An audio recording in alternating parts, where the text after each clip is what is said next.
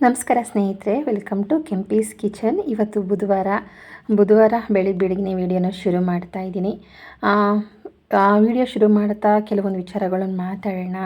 ಏನಪ್ಪ ಅಂತಂದರೆ ಮತ್ತೆ ಕಂಟಿನ್ಯೂ ಆಗಿ ಆ ಕಣ್ಣು ದೃಷ್ಟಿ ಆಗುತ್ತಲ್ಲ, ಅದಕ್ಕೆ ನಾವೇನೋ ಬೇರೆಯವರಿಗೆ ತೆಗಿತೀವಿ, ನಮ್ಮನ್ನು ನಾವು ತಗೊಳ್ಳೋದಕ್ಕೆ ಏನೆಲ್ಲ ಮಾಡಬೇಕು ಅಂತಂತ ಖಂಡಿತ ಹೇಳ್ಕೊಡ್ತೀನಿ ಈ ವಿಡಿಯೋದಲ್ಲಿ.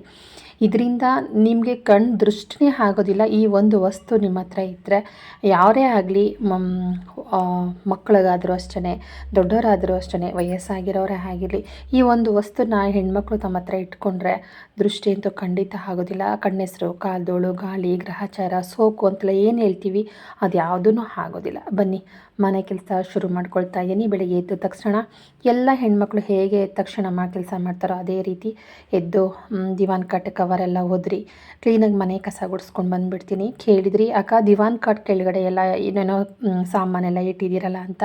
ನಾನು ತುಂಬ ಸಲ ಹೇಳಿದ್ದೀನಿ, ಈ ಮನೆಗೆ ಯಾವುದೇ ಒಂದು ಸರ್ಜ ಆಗಲಿ ಅಟ್ಟ ಆಗಲಿ ಏನೂ ಇಲ್ಲ. ಅಡುಗೆ ಮನೆಯಲ್ಲಿ 4 ಕಡಪಾದ ಕಲ್ಲು ಬಿಟ್ಟರೆ ನೀನು ಹಾಕೂ ಇಲ್ಲ. ಅವರು ಪ್ರತಿಯೊಂದು ವಸ್ತುಗಳನ್ನು ನಾವು ಕೆಳಗಡೆನೇ ಜೋಡಿಸ್ಕೋಬೇಕಾಗಿದೆ. ಈ ಮನೆಗೆ ನಾವು ಕೊಡ್ತಾ ಇರೋ ದುಡ್ಡು 7,000. ಬಾಡಿಗೆ ಜಾಸ್ತಿ ಆಯಿತು ಅಂತ ಕೇಳಿದ್ರೆ, ಬಾವಿ ಇದೆ, ಮನೆ ದೊಡ್ಡದಾಗಿದೆ ಅಂತ ಹೇಳ್ತಾರೆ. ಸ್ನಾನಕ್ಕೆ ವ್ಯವಸ್ಥೆಗಳಿಲ್ಲ, ಜೊತೆಗೆ ಮನೆ ಬಾಗಿಲು ಸರಿ ಇಲ್ಲ. ಮನೆ ಜಾಡಿಸಿ ಒಂದು ಸಲ ಬಾಗಿಲನ್ನ ಒದ್ದೆ ಅಂತಂದರೆ ಫುಲ್ಲು ಇಡೀ ಬಾಗಿಲೇ ಕಳ್ಕೊಂಡು ಬಿತ್ಕೊಳ್ಳುತ್ತೆ. ಜೋರಾಗಿ ಹಾಕ್ಲಿಕ್ಕೂ ಆಗಲ್ಲ, ತುಂಬ ಭಯ ಆಗುತ್ತೆ ಬಾಗಿಲು ಹಾಕೋದಕ್ಕೆ, ಎಲ್ಲಿ ಬಿದ್ದೋಗುತ್ತೋ, ಮತ್ತು ಓನರು ಚೆನ್ನಾಗಿತ್ತು ನೀವೇ ಹಾಳು ಮಾಡಿದ್ರಿ ಅಂತ ನಮ್ಮ ಮೇಲೆ ಬಂದ್ಬಿಡುತ್ತೋ ಅಂತ ಸ್ವಲ್ಪ ಭಯನೇ. ಹಾಗಾಗಿ ಬೇರೆ ಮನೆ ನೋಡ್ತಾ ಇದ್ದೀವಿ. ಯಾರಾದರೂ ನನ್ನ ಲಾಗನ್ನ ಚಿಕ್ಕಮಂಗ್ಳೂರವ್ರು ನೋಡ್ತಾ ಇದ್ದರೆ ದಯವಿಟ್ಟು ಕಮೆಂಟ್ ಹಾಕಿ. ಗೌರಿ ಕಾಲುವೆ ಏರಿಯಾ ಒಂದು ಬಿಟ್ಟು ಬೇರೆ ಎಲ್ಲಾದರೂ ಸರಿ ನಮ್ಮ ಮನೆ ಮಾಡಲಿಕ್ಕೆ ರೆಡಿ ಇದ್ದೀವಿ. ಯಾಕೆಂದರೆ ಮೊದಲಿಂದನೂ ನಾವು ವಿಜಯಪುರದಲ್ಲೇ ಇದ್ದಿದ್ದು. ಸ್ವಲ್ಪ ದಿನಗಳ ಮಟ್ಟಿಗೆ ಗೌರಿ ಕಾಲುವೆಲಿ ಕಡಿಮೆ ರೇಟು ಸಿಗುತ್ತೆ ಅಂತ ಗೌರಿ ಕಾಲುವೆಗೆ ಬಂದ್ವಿ. ವಾತಾವರಣಗಳು ನಮ್ಗೆ ಅಷ್ಟೊಂದು ಇಷ್ಟ ಆಗೋದಿಲ್ಲ ಅಲ್ಲಿ. ಹಾಗಾಗಿ ನಾನು ಗೌರಿ ಕಾಲುವೆ ಯಾರೋ ಒಬ್ಬರು ಮನೆ ಕೇಳಿದ್ರು ಅಲ್ಲೇ ತೋರಿಸ್ತಾರೆ, ಇಲ್ಲಿಗೆ ಹೋಗಿ ಚೆನ್ನಾಗಿದೆ, ಹೊಸ ಮನೆಗಳಿದೆ ಅಂತ. ಬಟ್ ಅದೇ ಆ ಏರಿಯಾಗೆ ಹೋಗೋದಕ್ಕೆ ನಂಗೆ ಅಷ್ಟೊಂದು ಇಷ್ಟ ಆಗೋದಿಲ್ಲ. ಹಾಗಾಗಿ ಹೇಳ್ತಾ ಇರೋದು, ಪ್ರತಿಯೊಬ್ಬರು ಬಾಡಿಗೆ ಮನೆ ಮಾಡೋರಿಗೆ ಒಂದು ಕಿವಿ ಮಾತು, ಪ್ರತಿಯೊಬ್ಬ ಓನರ್ಗಳಿಗೂ ಕಿವಿ ಮಾತು, ಮನೆ ಇಲ್ದಿರ ಯಾರೂ ಬಾಡಿಗೆ ಮನೆ ಮಾಡಲಿಕ್ಕೆ ಬರೋದಿಲ್ಲ. ಭಿಕಾರಿಗಳಲ್ಲ ಬಾಡಿಗೆ ಮನೆಯವರು. ಇವತ್ತು ನಾನು ಬಾಡಿಗೆ ಮನೇಲಿದ್ದೀನಿ ಅಂತಂದರೆ ನಮ್ಮ ಮನೆ ಓನರು ನಮ್ಮನ್ನು ಅದೇ ಥರನೇ ನೋಡೋದು, ಏನೂ ಇಲ್ಲ ಗತಿಲಿಲ್ಲವರು ಅಂತಲೇ ನೋಡೋದು. ಎಷ್ಟೇ ಮೈ ಮೇಲೆ ಒಡವೆ ಹಾಕ್ಕೊಂಡಿರಲಿ, ಗಾಡಿ ಇರಲಿ, ಏನೇ ಇರಲಿ, ಮನೆ ಇಲ್ಲ ಅಂತಂದರೆ ಒಂದು ಗೌರವ ಇರೋದೇ ಇಲ್ಲ.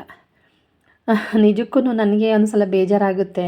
ಎಲ್ಲ ಇದ್ಕೊಂಡು ನಾವು ಮನೆ ಬಾಡಿಗೆಗೆ ಬಂದು ನಾವೇ ಏನೂ ಕೇಳೋಲ್ಲ ರೀ. ನಾವು ಮನೆ ಬಾಡಿಗೆ ಕೊಟ್ಟಿದ್ದೀವಿ. ಮನೆಗೆ ಬಾಡಿಗೆ ಕೊಡಬೇಕಾದ್ರೆ ಪ್ರತಿಯೊಂದನ್ನು ರೆಡಿ ಮಾಡಿ ಎಲ್ಲನೂ ಹೇಳೇ ಕೊಟ್ಟಿರ್ತೀವಿ. ಹೋಗ್ಬೇಕಾದ್ರೆ ನಾವು ಹಾಳಾಗಿತ್ತಾ ದುಡ್ಡು ಇಟ್ಕೊಂಡು ಸರಿ ನಮ್ಮ ಆಯಿತು ಅಂತ ಕಳಿಸ್ಕೊಡ್ತೀವಿ. ಜಗಳ ಆಡೋದು, ಅವ್ರಿಗೆ ವ್ಯವಸ್ಥೆಗಳನ್ನು ಮಾಡಿಕೊಡ್ದಿರ ಬಾಡಿಗೆ ಇಟ್ಕೊಳ್ಳೋದು ಅದೆಲ್ಲ ಮಾಡೋದಿಲ್ಲ. ಟೈಮು ಸರಿಯಾಗಿ ಬಾಡಿಗೆ ಕೊಡಬೇಕು ನಮ್ಮ ಮನೆ ಓನರ್ಗೆ. ಒಂದು ದಿನ ಲೇಟಾದರೂ ಮನೆ ಹತ್ರನೇ ಬಂದುಬಿಡ್ತಾರೆ. ಫಸ್ಟ್ ಎಲ್ಲ ಚೆನ್ನಾಗಿತ್ತು. 2 ಮಂತ್ 3 ಮಂತ್ ಆದ ಮೇಲೆ ಅಕ್ಕಪಕ್ಕದವರೆಲ್ಲ ನಾವೇ ಬರ್ತಾಯಿದ್ವಿ ಆ ಮನೆಗೆ, ನೀನು ಯಾಕೆ ಅಷ್ಟೊಂದು ಕಡಿಮೆ ಕೊಟ್ಟಿದ್ಯಾ ಬಾಡಿಗೆಗೆ ಅನ್ನೋದಕ್ಕೆ ಶುರು ಮಾಡಿದ್ರು. ಹೇಳ್ಕೊಟ್ರು ಅವ್ರಿಗೆ. ಹಾಗಾಗಿ ಅವ್ರ ಖ್ಯಾತೆ ತೆಗಿಯೋಕ್ಕೆ ಶುರು ಮಾಡಿದ್ದಾರೆ. ಆದರೆ ಯಾರು ಹೇಳ್ಕೊಟ್ಟಿದ್ರೋ ಅವರೇ ನನ್ನ ಹತ್ರ ಹೇಳಿದ್ದಾರೆ, ನಾವು 4,000 ಕೇಳಿದ್ವಿ, 5,000 ಕೇಳಿದ್ವಿ, ನೀವ್ಯಾಕೆ ಅಷ್ಟೊಂದು ಜಾಸ್ತಿ ಕೇಳಿದ್ದೀರಾ ಅಂತ. ಯಾರ ಮಾತು ನಂಬೋದು, ಯಾರ ಮಾತು ಬಿಡೋದು ಗೊತ್ತಾಗ್ತಾ ಇಲ್ಲ. ಆದರೆ ಒಂದಂತೂ ನಿಜ, ಮನೆ ದೊಡ್ಡದಾಗಿದೆ ಇಲ್ಲ ಅಂತಲ್ಲ, ವ್ಯವಸ್ಥೆಗಳಂತೂ ಖಂಡಿತ ಇಲ್ಲ. ಮನೆ ಒಳ್ಳೆಯದೇ, ಈ ಮನೆಗೆ ಬಂದಮೇಲೆ ಒಳ್ಳೆಯದಾಗಿದೆ ಅಂತಂದಮೇಲೆ ಏನೇ ಆದರೂ ಮನೆಯಲ್ಲಿ ಒಂದು ವಸ್ತು ಕಳ್ತನ ಆಗಿಬಿಟ್ರೆ ನಮ್ಗೆ ಎಷ್ಟು ಭಯ ಅಲ್ವಾ. ಇತ್ತೀಚೆಗೆ ಸಿಕ್ಕಾಪಟ್ಟೆ ಚಿಕ್ಕಮಂಗ್ಳೂರು ಕಳ್ತನ ಆಗಿದೆ. ಪ್ರತಿಯೊಬ್ಬ ಬಾಡಿಗೆ ಮಾಡೋರಲ್ಲಿ ಹೇಳೋದೇನೆಂದರೆ, ₹1 ಜಾಸ್ತಿ ಆದರೂ ಪರವಾಗಿಲ್ಲ, ಸಿಟಿಗೆ ಹತ್ರ ಇರುವಂಥ ಮನೆಗಳು, ವ್ಯವಸ್ಥೆಗಳನ್ನು ಚೆನ್ನಾಗಿರುವಂಥ ಮನೆಗಳು, ಗಾಳಿ ಬೆಳಕು ಚೆನ್ನಾಗಿರುವಂಥ ಮನೆಗಳು, ಸಾಧ್ಯವಾದಷ್ಟು ಔಷಧಿ ಮೆಡಿಷನ್ ನಮ್ದು ಏನು ಮೆಡಿಕಲ್ಗೆ ಸಂಬಂಧಪಟ್ಟಾಗಿ ನಮಗೆ ಸಡನ್ನಾಗಿ ಹೋಗ್ಬಿಟ್ಟು ಒಂದು ಮಾತ್ರೆ ತೊಗೋಬೇಕು ಅಂದ್ರೂ ತುಂಬ 2-3 ಕಿಲೋಮೀಟ್ರ್ ನಡ್ಕೊಂಡು ಹೋಗಬೇಕು, ಆಟೋ ಸಿಗೋದಿಲ್ಲ. ಬಸ್ಸಿನ ವ್ಯವಸ್ಥೆಗೂ ಒಂದು ಸ್ವಲ್ಪ ದೂರ ನಡ್ಕೊಂಡು ಹೋಗಬೇಕು, ಒಂದು ಅರ್ಧ ಕಿಲೋಮೀಟ್ರು. ಹಂಗೆಲ್ಲ ನೋಡೋದಕ್ಕೆ ಹೋಗಬೇಡಿ. ಸಾಧ್ಯವಾದಷ್ಟು ಹತ್ರಗಳು ನೋಡ್ಕೊಳ್ಳಿ. ಯಾಕೆಂದರೆ ಎಲ್ಲ ಟೈಮು ಒಂದೇ ಥರ ಇರೋದಿಲ್ಲ. ಕೆಲವು ಬಾಡಿಗೆದಾರರು ಏನು ಮಾಡ್ತಾರೆ ಅಂದರೆ, ಬರುವಾಗಲೇ ಒಂಥರ ಇರ್ತಾರೆ. ನಾವೆಲ್ಲ ಬಾಡಿಗೆ ಬಂದಮೇಲೆ ಬರೋಕ್ಕೂ ಮುಂಚೆ ಸೋಲಾರ್ ಹಾಕಿಸ್ಕೊಡ್ತೀವಿ, ಸಿಂಟೆಕ್ಸ್ ಇಡಿಸ್ಕೊಡ್ತೀವಿ, ಆಮೇಲೆ ಇದನ್ನು ರೆಡಿ ಮಾಡಿಸ್ತೀವಿ, ಅದನ್ನು ರೆಡಿ ಮಾಡಿಸ್ತೀವಿ ಅಂತ ಹೇಳ್ತಾರೆ. ಯಾವುದೂ ರೆಡಿ ಮಾಡಿಸೋದಿಲ್ಲ. ಯಾಕೆಂದರೆ ಈಗ ಆಲ್ರೆಡಿ ನಾನು ಮೊದಲೊಂದು ಸಲ ನಾನು ಮನೆಯಲ್ಲಿ ಹೇಳಿಬಿಟ್ಟಿದ್ದೀನಿ. ಸಿಂಟೆಕ್ಸ್ ಇಡಿಸ್ಕೊಡ್ತೀವಿ ಅಂತ ಹೇಳಿ 2 ವರ್ಷ ಮನೆಯಲ್ಲಿದ್ವಿ. ಶೀಟೆಲ್ಲ ತುಂಬ ಸುರಿತಾ ಇತ್ತು. ಗೋಡೆಗಳಿಂದನೇ ಮಣ್ಣುಳ ಬರೋದಕ್ಕೆ ಶುರುವಾಗ್ತಾಯಿತ್ತು. ಹೇಗೆ ಅಂದರೆ ಮಲ್ಕೊಳ್ಳೋಕ್ಕೂ ಭಯ ಆಗೋದು. ಒಂದೊಂದು ಕಿರು ಬೆರಳು ಗಾತ್ರ ಇರ್ತಿದ್ವು ಮಣ್ಣುಳ. ತುಂಬಾ ಭಯ ಆಗ್ತಾಯಿತ್ತು. ಆಮೇಲೆ ಮನೆ ಮುಂಭಾಗಲಲ್ಲಿ ಬಾಗಿಲು ತೆಗೆದ್ರೆ ಅವ್ರದ್ದು ಡೂಪ್ಲೆಕ್ಸ್ ಮನೆ ಆಗಿರೋದ್ರಿಂದ ಅವ್ರ ಟಾಯ್ಲೆಟ್ ನೀರೆಲ್ಲ ಕೆಳಗಡೆ ಬರ್ತಾಯಿತ್ತು. ತುಂಬ ಸ್ಮೆಲ್ಲು, ಬಾಗಿಲು ತೆಗಿಯೋಕ್ಕೂ ಆಗ್ತಾ ಇರಲಿಲ್ಲ. ಸರಿ ಹಿಂದೆಗಡೆ ಓಪನ್ ಮಾಡಿ ನೋಡೋಣ ಅಂತಂದರೆ ಹಿಂದೆಗಡೆ ಪಾಳು ಬಿದ್ದಿರೋ ಮನೆ ಇದೆ. ಅಲ್ಲೆಲ್ಲ ಬಂದು ಕಾನೂನಿಗೆ ವಿರುದ್ಧವಾಗಿರೋ ಚಟುವಟಿಕೆಗಳು ತುಂಬಾ ನಡೀತಾ ಇತ್ತು. ಅಲ್ಲಿ ಬಾಗಿಲು ತೊಗೊಂಡು ಹೇಗಿರೋದು, ಕಿಟಕಿ ಒಂದು ಬಿಟ್ಟರೆ ಬೇರೆ ಏನೂ ಗತಿ ಇರಲಿಲ್ಲ ನಮಗೆ. ಆ ಥರ ಸ್ಥಿತಿ ಆಗಿಬಿಟ್ಟಿತ್ತು ನಮಗೆ.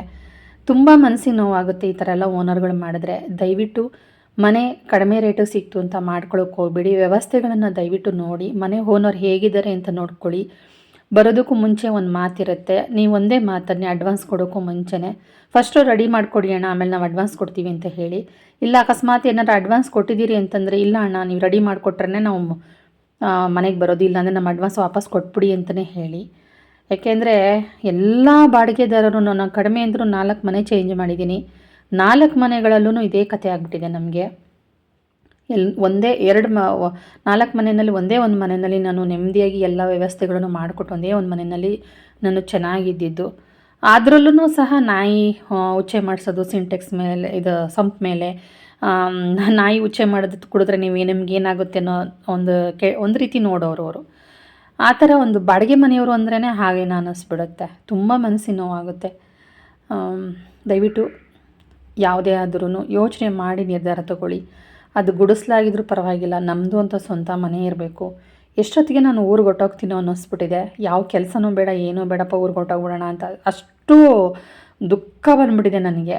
ಬಟ್ ನಾನು ಯಾಕೆ ಈ ಕಡೆನೇ ಸುತ್ತಮುತ್ತ ತುಂಬ ಹತ್ರದಲ್ಲಿ ನೋಡೋದು ಅಂದರೆ, ನನಗೆ ಆಟೋಗೆ ಕೆಲಸಕ್ಕೆ ಹೋಗ್ಲಿಕ್ಕೆ ಬರಲಿಕ್ಕೆ ಪ್ರತಿದಿನವೂ ಆಟೋ ಕೊಡೋದಕ್ಕೆ ನನ್ನ ಕೈಲಿ ಆಗೋದಿಲ್ಲ. ನಡ್ಕೊಂಡೋಗಿ ನಡ್ಕೊಂಡು ಬರಬೇಕು, ಆ ಥರ ವ್ಯವಸ್ಥೆಗಳಿರಬೇಕು.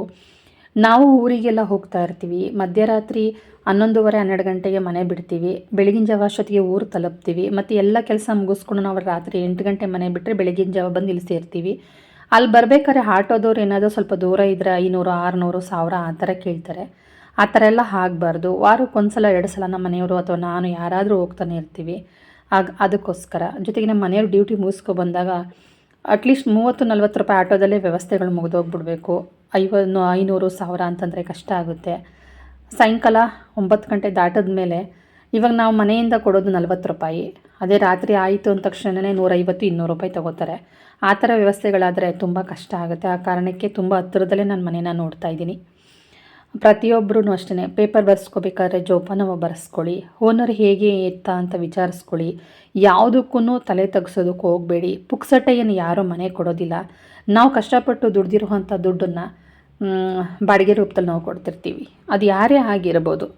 ಪ್ರತಿಯೊಂದು ದುಡ್ಡನ್ನು 1 ರೂಪಾಯಿಗೂ ನಾವು ಉಟ್ಕೊಳ್ಳೋದು, ತೊಟ್ಕೊಳ್ಳೋದು, ಉಣ್ಣೋದು, ತಿನ್ನೋದು ಎಲ್ಲನೂ ಸೇರಿಸಿ ಅವ್ರಿಗೆ ಬಾಡಿಗೆ ರೂಪದಲ್ಲಿ ಕೊಡ್ತಾ ಇದ್ದೀವಿ. ಬಾಡಿಗೆದಾರರು ಅಂತಂದರೆ ದುಡ್ಡು ಸಂಪಾದನೆ ಮಾಡೋ ATM ಅಂತ ತಿಳ್ಕೊಂಬಿಟ್ಟಿದ್ದಾರೆ. ಅವ್ರ ಹತ್ರ ಬಾಡಿಗೆಯವರಾಗಿ ಹೇಗಿರಬೇಕು, ದಯವಿಟ್ಟು ಎಲ್ಲರೂ ಹಾಗೇ ಇರಿ, ಕಂಡೀಷನ್ ಆಗೇ ಇರಿ. ಮನೆಗೆ ಹೋಗೋದಕ್ಕೂ ಮುಂಚೆ ಎಲ್ಲ ವ್ಯವಸ್ಥೆಗಳನ್ನ ಕರೆಕ್ಟಾಗಿ ಇದೆಯಾ ಅಂತ ನೋಡ್ಕೊಂಡೋಗಿ.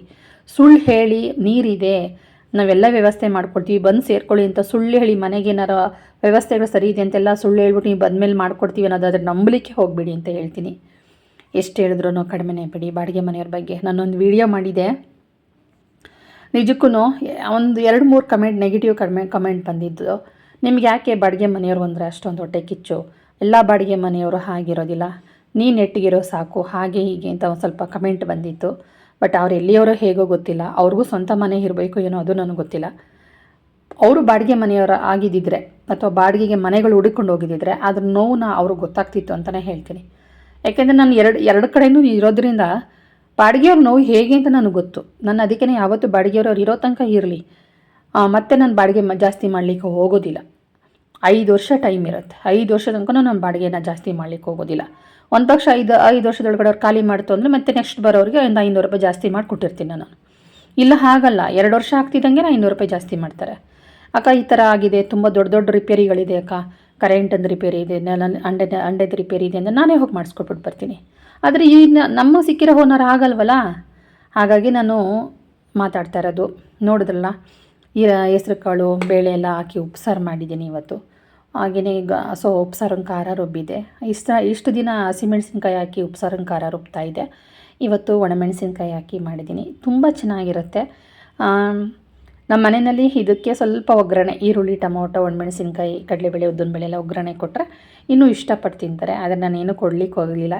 ಸಾಕು ಬಿಡ್ರಿ, ಯಾರು ಮಾಡ್ತಾರೆ ಅಂದ್ಬಿಟ್ಟು ಸುಮ್ಮನೆ ಆದೆ. ಬನ್ನಿ, ಮೊನ್ನೆ ಎಲ್ಲ ದೃಷ್ಟಿ ತೆಗೆಯೋದೆಲ್ಲ ಹೇಳ್ಕೊಟ್ಟಿದೆಯಲ್ಲ, ಹಾಲು ಕುಡಿಯೋ ಮಕ್ಕಳಿಗೆ ಹುಟ್ಟಿದ ಮಗುವಿಂದ ಹಿಡಿದು ಪಾಪು ನಡೆದಾಡೋ ತನಕನೂ ಸಹ ನಾನು ಹೇಳಿದ್ದೀನಿ ನಿಮಗೆ. ದೀಪ ಹಚ್ಚಿಟ್ಕೊಂಡು ದೃಷ್ಟಿ ತೆಗೀರಿ, ತಲೆ ಕೂದಲಿಂದ ಪ್ರತಿದಿನ ದೃಷ್ಟಿ ತೆಗೀರಿ, ಆಮೇಲೆ ಸೆರಗಿಂದ ನೀವು ಸೀರೆ ಉಟ್ಟಿರ್ತೀರಲ್ಲ ಆ ಸೆರಗಿಂದ ದೃಷ್ಟಿ ತೆಗೀರಿ ಅಂತೆಲ್ಲ ಹೇಳಿದ್ದೀನಿ. ನೀವು ಮತ್ತೆ ಪ್ರಶ್ನೆ ಕೇಳ್ತೀರಾ, ಹಾಲು ಕುಡಿಯೋ ಮಕ್ಕಳಿಗೆ ಹೇಳಿ, ಹಾಲು ಕುಡಿಯೋ ಮಕ್ಕಳಿಗೆ. ನಾನು ಹಾಲು ಕುಡಿಯೋ ಮಕ್ಕಳಿಗೆ ಹೇಳಿರೋದು, ಇನ್ನು ನಿಮಗೆ ಹೇಳಿದ್ದೀನಿ ಹಾಲು ಕುಡಿಯೋ ಮಕ್ಕಳಿಗೇ ಒತ್ತಿ ಒತ್ತಿ ಹೇಳಿದ್ದೀನಿ. ದಯವಿಟ್ಟು ಆ ಥರ ಮಾಡ್ಕೊಳ್ಳಿ. ಇವತ್ತು ನಮ್ಮಗಳಿಗೆ, ಹೆಣ್ಮಕ್ಳುಗಳಿಗೆ, ಅದರಲ್ಲೂ ಯಾವುದೇ ಹೆಣ್ಮಕ್ಳಾಗಲಿ ಗಂಡು ಮಕ್ಕಳಾಗಲಿ ಅವ್ರಗಳಿಗೆ ನಾನು ಈ ಒಂದು ವಿಡಿಯೋನ ನಾನು ಮಾತಾಡ್ತಾ ಇದ್ದೀನಿ.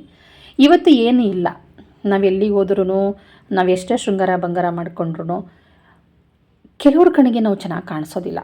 ಇನ್ನು ಕೆಲವ್ರಿಗೆ ನಾವೇನು ಮೇಕಪ್ ಮಾಡ್ಕೊಳ್ಳೋದೇ ಬೇಡ, ಒಂದು ತಲೆಯಲ್ಲಿ ಎತ್ತಿ ಗಂಟಾಕ್ಬಿಟ್ಟು ನೈಟಿನಲ್ಲಿ ಹೋದ್ರೂ ಸಹ ಚೆನ್ನಾಗೇ ಕಾಣಿಸ್ತಾರೆ. ಅದಕ್ಕೆ ಹೇಳಿದ್ದು ಒಬ್ಬೊಬ್ಬರ ಕಣ್ಣಿಗೆ ಒಂದೊಂದು ರೀತಿಯಲ್ಲಿ ಕಾಣಿಸ್ತಾರೆ ಅಂತ. ಯಾರ್ಯಾರ ಕಣ್ಣು ಹೇಗೆ ಕಾಣಿಸ್ತೀವೋ ನಮಗೆ ಗೊತ್ತಿಲ್ಲ. ಆ ದೃಷ್ಟಿ ತಾಗಬಾರ್ದು, ಸೋಕು ಆಗಬಾರ್ದು, ಗಾಳಿ ಗ್ರಹಚಾರದಿಂದ ನಮಗೇನು ತೊಂದರೆ ಆಗಬಾರ್ದು. ಮನೆಗೆ ಬಂದ ಮೇಲೆ ನರಳಾಡೋದು, ಸಿಟ್ಟು ಮಾಡ್ಕೊಳ್ಳೋದು, ಮೈಕೈಲ ನೋವು ಬರೋದು, ಬೇದಿ ಆಗೋದು, ವಾಂತಿ ಆಗೋದು, ಹೊಟ್ಟೆ ನೋವು ಬರೋದು, ಊಟ ಸೇರಬಾರ್ದು, ಜ್ವರ ಬರೋದು, ತಲೆನೋವು ಬರೋದು, ಇದೆಲ್ಲ ಆಗಬಾರ್ದು. ಸಿಡಿಮಿಡಿ, ನಾವು ಎಲ್ಲರ ಹತ್ರ ಸಿಡಿಮಿಡಿಗೊಳ್ಬಾರ್ದು ಅಂತಂದರೆ ಒಂದೇ ಒಂದು ದಾರಿ.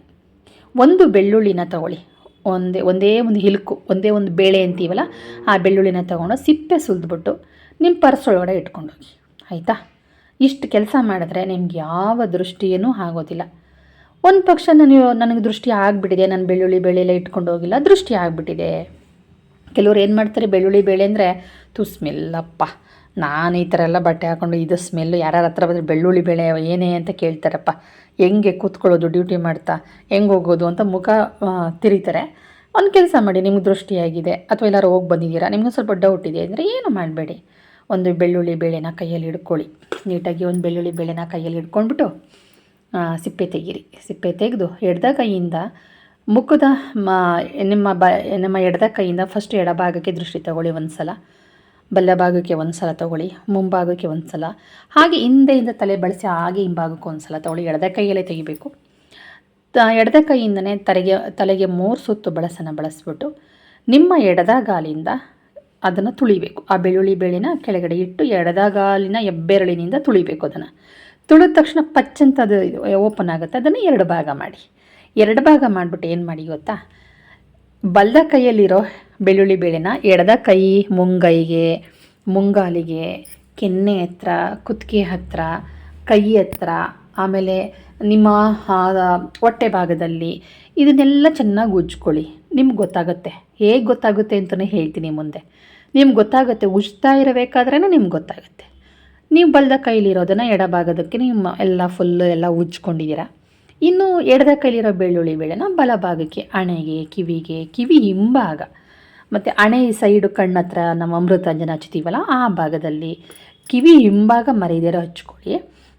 ಅದನ್ನು ನೀವೇನು ಅದನ್ನು ಮತ್ತೆ ಎಲ್ಲ ಕ್ಯೂಚೆಲ್ಲ ಮಾಡೋದಕ್ಕೆ ಹೋಗ್ಬಿಡಿ. 2 ಭಾಗ ಮಾಡಿರ್ತೀರಲ್ಲ ಅಷ್ಟರಲ್ಲಿ ನಿಮಗೆ ರಸ ಬರುತ್ತೆ, ಆಯಿತಾ? ಹಚ್ಕೊಳ್ಳಿ. ಆಮೇಲೆ ಮುಂಗೈಗೆ, ಆಮೇಲೆ ನಾವು ಬಳೆ ಹಾಕ್ಕೊಂಡು ವಾಚ್ ಕಟ್ಕೋತೀವಲ್ಲ ಆ ಜಾಗಕ್ಕೆ, ಕುತ್ತಿಗೆ ಹತ್ರ, ಹೊಟ್ಟೆ ಹತ್ರ, ಮುಂಗಾಲಿಗೆ, ಹಿಂಬಡಿಗೆ ಎಲ್ಲ ಹಚ್ಕೊಳ್ಳಿ. ಹಚ್ಕೊಂಡು ಆದಮೇಲೆ ಬೆಳ್ಳುಳ್ಳಿ ಬೇಳೆ ಏನು ಮಾಡಬೇಕು, ತೊಗೊಂಡು ರೋಡಿಗೆ ಎಸ್ದುಬಿಡಿ. ರೋಡಿಗೆ ಎಸ್ದು ಬಂದಮೇಲೆ ಬಾಯಿ ಮುಕ್ಕಳಿಸಿ ಉಗಿದ್ಬಿಡಿ ಅಷ್ಟೇ. ಕೈ ಕಾಲೇನು ತೊಳೆಯೋಕ್ಕೆ ಹೋಗಬೇಡಿ. ಬಾಯಿ ಮುಕ್ಕಳಿಸಿ ಚೆನ್ನಾಗಿ ನೀರು ಹಾಕ್ಕೊಂಡು ಬಾಯಿನ ಮುಕ್ಕಳಿಸಿ ಹೊರಗಡೆ ನೀರು ಹೋಗಿದ್ಬಿಡ್ತು ಅಂದರೆ ಮುಗೀತು.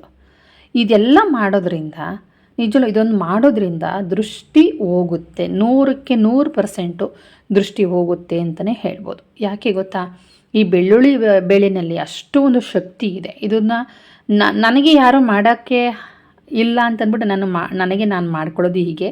ನನ್ನ ಅಜ್ಜಿ ನನಗೆ ಹೇಳ್ಕೊಟ್ಟಿದ್ದಾರೆ. ಜೊತೆಗೆ ನನ್ನ ಸ್ನೇಹಿತೆಯು ಕೂಡ ಈ ಬೆಳ್ಳುಳ್ಳಿ ಪ್ರಯೋಗನ ನನಗೆ ಹೇಳ್ಕೊಟ್ಟಿದ್ದಾರೆ. ಅಷ್ಟು ಒಂದು ಉಪಯುಕ್ತವಾದ ಒಂದು ಬೆಳ್ಳುಳ್ಳಿ ಬೇಳೆ ಅಂತಲೇ ಹೇಳ್ಬೋದು. ಇನ್ನು ಇದೇ ಥರನೇ ನಮ್ಮ ಮನೆ ಗಂಡು ಮಕ್ಳಿಗೂ ತೆಗಿಬೋದು ಅಂದರೆ ಖಂಡಿತ ತೆಗೀರಿ. ನೀವೇ ತೆಗೆದು ಅವರ ಎಡದಗಾಲೋ ಬಲ್ದಗಾಲೋ ಸರಿ ಹೆಬ್ಬೆರಳಿನಲ್ಲಿ ಚೆನ್ನಾಗಿ ಅಮಗಿಸಿ ನೀವೇ ಅದನ್ನು 2 ಓಪನ್ ಮಾಡಿ, ನೀವೇ ನಿಮ್ಮ ಬಲ್ದ ಕೈಯಲ್ಲಿರೋದು ಅವ್ರಿಗೆ ಎಡದಗಡೆ ಕೆನ್ನೆ, ಕಿವಿ ಹತ್ರ ಎಲ್ಲ ಹಚ್ಚಿ, ಎಡದ ಕೈಯಲ್ಲಿರೋದು ಬಲ್ದಗಡೆ ಭಾಗಕ್ಕೆಲ್ಲ ಹಚ್ಚಿ, ಮೈ ಕೈಗೆಲ್ಲ ಹಚ್ಚಿಬಿಟ್ಟು ತೊಗೊಂಡು ನೀವೇ ಎಸ್ದುಬಿಟ್ಟು ಬಂದು ಕೈ ಕಾಲು ಮುಖ ಸೋಪಾಗಿ ಉಜ್ಜಿ ಮುಖನ ತೊಳಿಬೇಕಂತಿಲ್ಲಲ್ಲ, ಮುಖಕ್ಕೆ ನೀರು ಕ್ಲೀನಾಗಿ ಎರಚ್ಕೊಂಡು ಕೈ ಕಾಲು ತೊಳ್ಕೊಂಡು ಬಾಯಿ ಮುಕ್ಕಳಿಸಿ ನೀರು ಹೋಗಿದ್ಬಿಟ್ಟು ನೀಟಾಗಿ ಇಂಬಡಿ ಎಲ್ಲ ನೀರು ಆಗೋಗೆ ತೊಳ್ಕೊಂಡು ತಲೆಗೆ ಸ್ವಲ್ಪ ನೀರು ಚಿಮ್ಕಿಸ್ಕೊಂಡು ಮನೆಗೆ ಬಂದರೆ ಆಯಿತು. ಓಕೆನಾ? ಇವತ್ತು ದೃಷ್ಟಿದ ಬಗ್ಗೆ ನೀವು ಕೇಳಿದ್ರಲ್ಲ, ನಮಗೆ ನಾವು ಹೇಗೆ ಮಾಡ್ಕೊಳ್ಳೋದು ಅನ್ನೋದ್ರ ಬಗ್ಗೆ ನಾನು ನಿಮಗೆ ತೋರಿಸಿದ್ದೀನಿ, ಹೇಳಿದ್ದೀನಿ. ಆಯಿತಾ? ಇದನ್ನು ನೀವು ಮಾಡ್ಕೊಳ್ಳಿ. ನಿಮ್ಮ ಅನುಭವ ಏನಾಯಿತು ಅಂತ ಕಮೆಂಟೆಲ್ಲ ಹಾಕಿ. ಬೆಳ್ಳುಳ್ಳಿ ಬೆಳೆನ ಕೆನ್ನೆಗೆ ಹಣೆಗೆಲ್ಲ ಹಚ್ಚಬೇಕಾದ್ರೆ ಲೋಳೆ ಟೈಪ್ ಬರುತ್ತೆ. ಲೋಳೆ ಟೈಪ್ ಬಂದರೆ ದೃಷ್ಟಿ ಆಗಿದೆ ಅಂತ ಅರ್ಥ. ಸ್ನೇಹಿತರೆ, ಈ ವಿಡಿಯೋನ ಇಲ್ಲಿಗೆ ಮುಗಿಸ್ತಾ ಇದ್ದೀನಿ. ನೆಕ್ಸ್ಟ್ ವಿಡಿಯೋದಲ್ಲಿ ಸಿಗ್ತೀನಿ. Thank you.